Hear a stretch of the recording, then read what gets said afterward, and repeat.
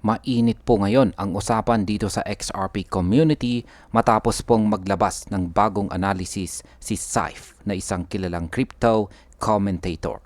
Sa kanyang video ay sinabi po ng mga eksperto na malapit nang sumabog ang presyo ng XRP dahil sa tatlong mga dahilan. At ito po ay ang una ay ang tight supply, pangalawa ay ang malakas na demand, at ang pangatlo ay ang tunay na utility nito sa totoong mundo. Kaya alamin po natin kung bakit napaka-bullish ng pananaw nila para sa mga darating na taon. Pero bago po tayo magpatuloy ay pakibasa na lamang po muna ang disclaimer dito po sa ibaba ng ating screen. Yan, bakit po ba mahalaga ang tight supply ni XRP?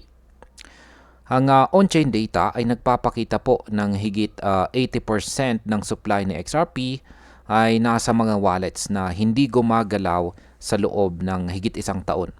Ibig sabihin ay hawak po ng karamihan ng mga holders ang kanilang tokens at hindi po nila ito binibenta. Kapag kakaunti lang po ang supply na umiikot sa market, mas madali itong magdulot ng biglaang pagtaas ng presyo kapag dumami po ang mga buyers. Posibleng maging trigger ito ng malaking rally sa mga susunod na buwan. Paano naman po tumataas ang demand para kay XRP? Nito pong November 2024, muling sumabog ang demand para kay XRP. Isa sa mga dahilan nito ay ang launching ng Ripple sa kanilang RLUSD, ang kanilang US dollar stablecoin noong December 2024. Nadagdagan din po ang kumpiyansa ng market matapos po ang SEC lawsuit laban kay Ripple. Kapag tumataas po ang adoption at tiwala ng mga investors, natural lamang po na sumisipa ang presyo dahil gusto po ng mga tao na hawakan or hold sa XRP ng mas matagal.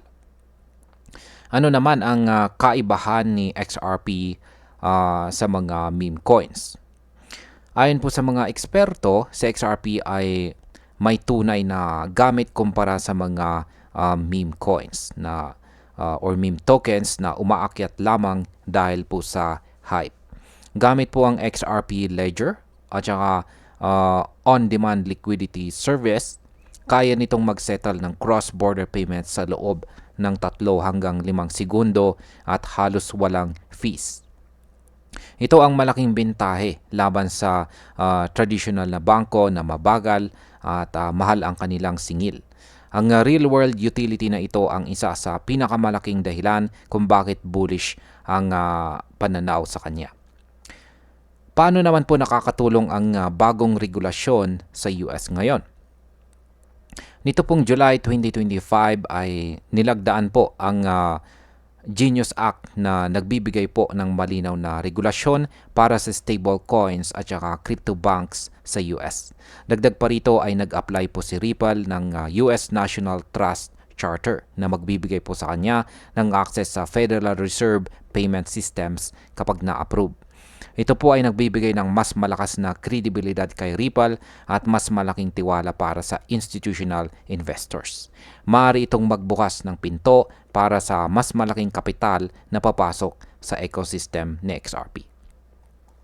At bilang panghuli, ang opinyon ko naman dito ay napakalakas po ng kombinasyon ng tight supply, tumataas na demand, malinaw na regulasyon at ang tunay na utility ni XRP. Lahat ng ito ay nagbibigay po ng magandang pagkakataon para umakyat ang presyo sa susunod na mga taon.